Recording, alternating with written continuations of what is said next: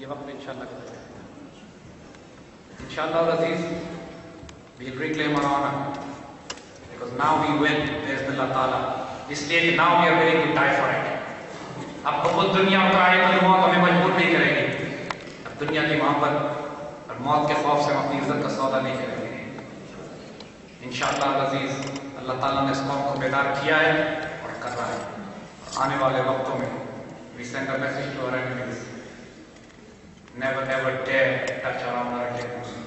We have warned you. This is the last warning. Now we take the question answers. Please don't forget. السلام علیکم. میرا نام تنزیل ہے اور میرا کوشچن یہ ہے ہم اپنی خودی کو کس طرح پہچان سکتے ہیں؟ بیٹا خودی کا دوسرا نام ہے عزت نفس. خودی کا دوسرا نام ہے سیلف ریسپیکٹ. خودی کا دوسرا نام ہے وہ روحانی طاقت جو آپ کے وجود میں. اپنی خودی کو پہچاننے کے لیے اقبال کو پڑھو. انسان کے وجود میں اللہ تعالیٰ نے جو قوتیں اور جو طاقتیں رکھی ہیں، جو انسان کا قلب ہے، جو انسان کا نفس ہے، جو قلب منیب، قلب سلیم و قلب شدید ہے، نفس امارہ ہے، نفس لوامہ ہے، نفس مطمئنہ ہے. یہ تمام وہ اصطلاحات جو قرآن میں استعمال کی ہیں انسان کی ریئل اناٹومی کے لیے، انسان کی حقیقت انسانیہ کے لیے. انسان کے وجود میں کیا طاقتیں رکھی ہوئی ہیں کہ وسط افلاک میں وہ تکبیر بھی دے سکتا ہے. زمین و آسمان، کرسی و عرش، خودی کی ذات میں ساری خدائی ہوتی ہے. اور خودی کی وہ طاقتیں کہ کوئی اندازہ کر سکتا ہے اس کے زور بازو کا کہ نگاہ مرد مومن سے بدل جاتی ہے تقدیریں. یہ وہ حیرت انگیز طاقت ہے جو اللہ نے تمہارے وجود میں رکھی ہوئی ہے. امت کا زوال اور المیہ اسی وقت شروع ہوتا ہے جب انسان اپنے اندر کی روحانی طاقتوں کو بھول بیٹھا. اور ہم نے صرف مادی اسباب پر، اپنی ملٹری پاور کے اوپر، اپنی اکنامک اسٹرینتھ کے اوپر ہم نے یہ سمجھنا شروع کر دیا کہ قوموں کے عروج ان طاقتوں کی بنیاد پر ہوتے ہیں. جب مسلمانوں نے رومن اور پرشین امپائر کو ایک ساتھ تباہ و برباد کیا اور کیپٹو کیا اور وہاں اسلامی تہذیب اور سویلائزیشن قائم کی، اس وقت مسلمانوں کے پاس سوائے اپنی خودی کے، سیلف ریسپیکٹ کے، اپنی عزت کے، اپنی آنر کے، اپنی غیرت کے اور کوئی طاقت نہیں تھی. کوئی ملٹری پاور نہیں تھی، کوئی اکنامک پاور نہیں تھی، لیکن ہم دنیا پر حکومت کرتے تھے. آج مسلمان دنیا کے امیر ترین ملک ہیں اور دنیا میں رسوا کیا جاتا ہے. اس کا قصور صرف اتنا ہے کہ آج 1 ارب مسلمان مل کر بھی اپنی ایک بہن کو واپس نہیں لا سکتے. And that is why we have no choice. We have no choice but to reclaim our honor, reclaim our dignity and revive our khudi. اور خودی کا سفر شروع اس بات سے ہوتا ہے کہ انسان یہ فیصلہ کر لے کہ آج کے بعد میں نے کوئی کام ایسا نہیں کرنا جو مجھے اپنی نگاہوں میں، اپنے اللہ کی نگاہوں میں یا اپنی دنیا کی نگاہوں میں رسوا کرتا ہوں.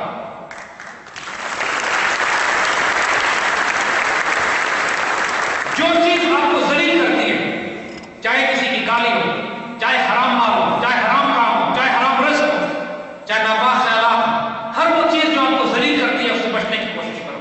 ہر وہ چیز جو آپ کو بلندی کی طرف لے کے جاتی ہے، صدقات ہیں، خیرات ہیں، حضور صلی اللہ علیہ وسلم پہ درود شریف، ذکر اذکار کی کثرت ہے، توبہ اور استغفار ہے، دلیل جرأت شجاعت ہے، سچ کے لیے اسٹینڈ لینا ہے. ہزار خوف ہو لیکن زباں ہو دل کی رفیق. ہزار خوف ہو لیکن زباں ہو دل کی رفیق. ازل سے کہا ہے یہ قلندروں کا طریق. اپنے بزرگوں کے واقعات پڑھو. What created honor? What created courage? امام مالک 3 دن کے بھوکے ہوا کرتے تھے. اس کے باوجود کسی کو پتہ نہیں چلتا تھا کہ امام مالک بھوکے مسجد نبوی میں جا کے کھانا کھلایا کرتے تھے، مسجد نبوی میں جا کے درس دیا کرتے تھے حدیث کا. سلطان صلاح الدین ایوبی، فاتح مصر و شام، بیت المقدس شریف، آپ کے ہاتھوں اللہ نے فتح کرایا. پوری دنیا میں آپ کا دشمنوں پہ خوف اور مسلمانوں میں آپ کا روب اور ادب تھا.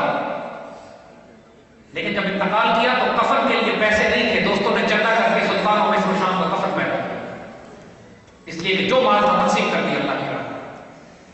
خودی کس سے بڑھتی ہے بیٹا؟ عزت اور غیرت سے، جرأت اور دلیری سے. بے شرمی، بغیرتی، بے حیائی، یہ تمام کام خودی کو مار دیتے ہیں. جرأت، دلیری، شجاعت اور غیرت، چاہے اس میں جو مرضی نقصان اٹھانا پڑے. برطرف اندیشہ ہے سودوں سے ہے زندگی. زندگی کی حقیقت پروفٹ اینڈ لاس کی کیلکولیشن سے بہت زیادہ ہوتی ہے. کبھی جان، کبھی زندہ رہنا پڑتا ہے، کبھی تسلیم میں جان، زندگی کہیں جان قربان کرنی پڑتی ہے. Live with dignity, die with honor. That's خودی.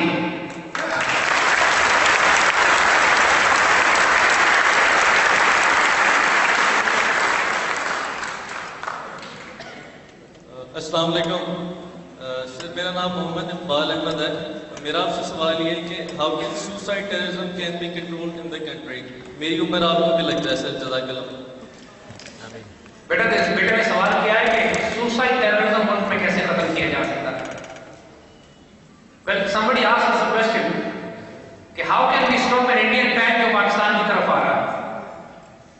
तरीका ये है कि जो लोग उसको धक्का दे रहे हैं उनको मारो।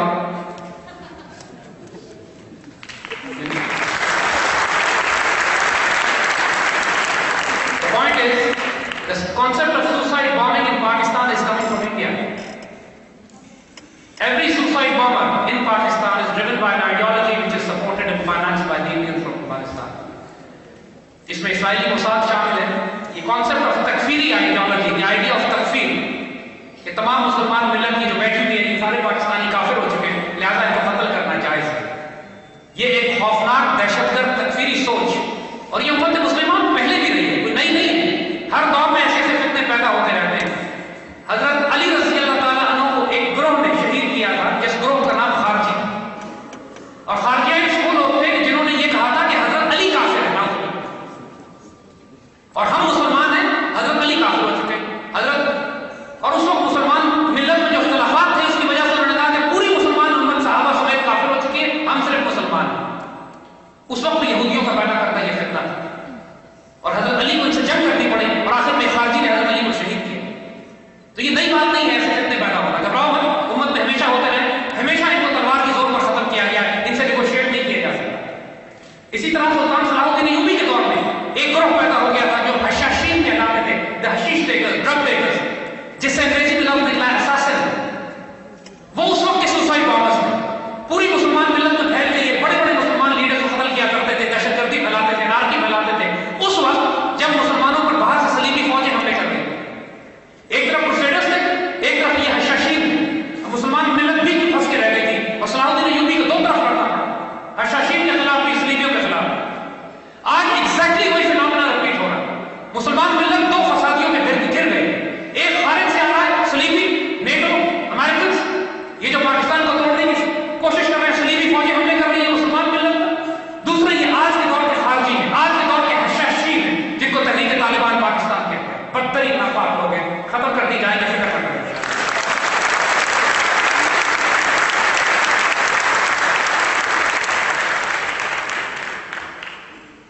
Sir, my name is Mohammad Abzal and my question is, can you please tell us about your perspective of Talibanization?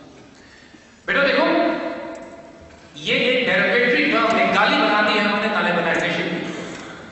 जिस तरह हम बात करते हैं, ये बात हमने आपसे पहले भी कही थी कि जब एक मुसलमान अपने दीन पर चलता है और बेसिक यानी कोई बहुत ज्यादा इबादत भी ना करे, बहुत ज्यादा परहेजगार मुत्तकी ना हो, सिर्फ अगर आप शराब ना पिए, बदकारी ना करें, सूद ना खाएं, हराम काम मोटे मोटे वो ना करें, तब भी आप कहते हैं यू एक्सट्रीमिस्ट। आप बदकारी करें, ज़ना करें, शराब पिए, सूद खाएं, हर किस्म की डांस पार्टी, नाच गाने, बेहुदा महफिलों में जाएं, कहते हैं मॉडरेट मुस्लिम है। द पॉइंट इज, उनकी डेफिनेशन के तहत हम में हर शख्स एक्सट्रीमिस्ट है, हम में हर शख्स तालिब है, हम में हर शख्स टेररिस्ट है। आज अमेरिका में हर दाढ़ी वाला और टोपी वाला दहशतगर्द तस्वर किया जाता है। पाकिस्तान में अफगानिस्तान के लिहाज से तालिबानाइजेशन और है, पाकिस्तान के लिहाज से तालिबानाइजेशन और है। अफगानिस्तान में जो तालिबान जिन्होंने अपने हुकूमत वहां कायम की, उनके फहम से इख्तिलाफ किया जा सकता है, उनके राय से इख्तिलाफ किया जा सकता है, उनकी सिंसियरिटी से इख्तिलाफ नहीं किया जा सकता, उनके तरीक़ेकार से इख्तिलाफ किया जा सकता है। उन्होंने बहुत शदीद गलतियां की अफगानिस्तान में।